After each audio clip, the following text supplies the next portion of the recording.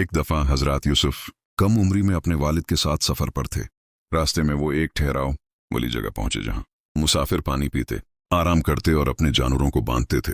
इसी जगह के एक कोने में हजरत यूसुफ ने एक छोटे से पत्थर के नीचे कुछ चमकता हुआ देखा। तजस्सुस के साथ जब उन्होंने पत्थर हटाया तो वहां एक छोटी सी थैली पड़ी हुई थी। इस थैली में सोने के चंद सके और एक कीमती अंगूठी रखी थी। हजरत यूसुफ इस वक्त बहुत छोटे थे, मगर इनमें अल्लाह पाक ने बचपन से ही सदाकत, अमानत और सफाई दिल पैदा कर दी थी।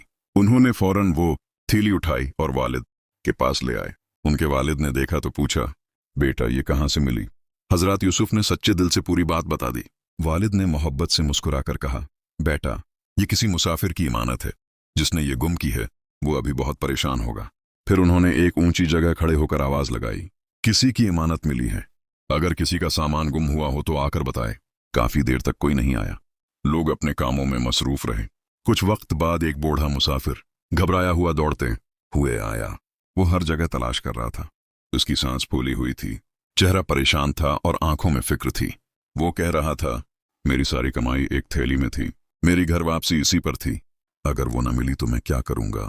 हजरत यूसुफ ने अपने वालिद की तरफ देखा तो वालिद ने इशारा किया कि आगे बढ़ो।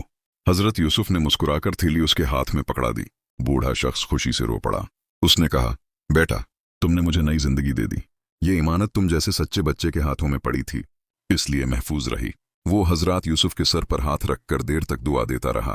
पास खड़े लोगों ने भी दिल से दुआ दी, अल्लाह पाक तुम्हें अपने खास बंदों में शामिल करे। ये था वो लम्हा जिसने सबको हैरान किया। इतनी छोटी उम्र में इतनी बड़ी इमानतदारी, और उसके चेहरे पर नौरानी मासूमियत, जैसे सदाकत उसके दिल से बहकर चमक बनकर चेहरे तक आ गई हो। बूढ़े मुसाफिर के जाने के बाद हजरत यूसुफ के वालिद ने उनसे कहा, बेटा आज तुमने दुनिया को दिखाया कि सच्चा कौन है।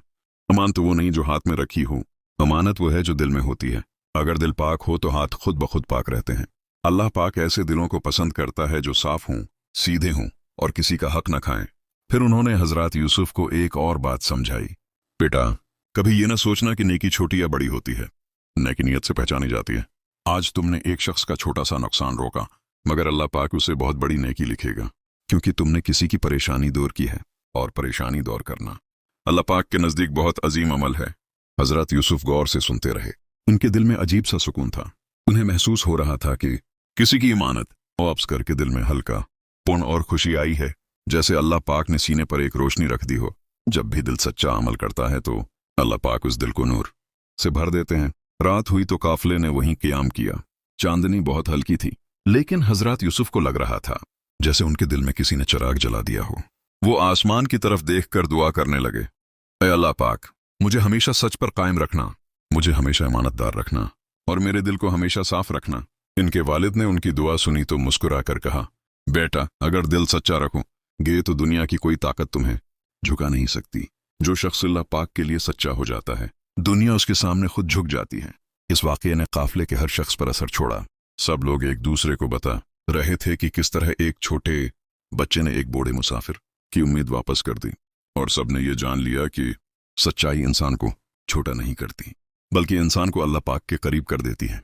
ये वाक़या आज भी हमें ये सबक देता है कि अमानतदारी इंसान की वो खूबी है जो इसे दुनिया और आखिरत दोनों में बुलंद करती है। जो दिल अल्लाह पाक के लिए सच्चा हो जाता है वो कभी गमराही में नहीं जाता।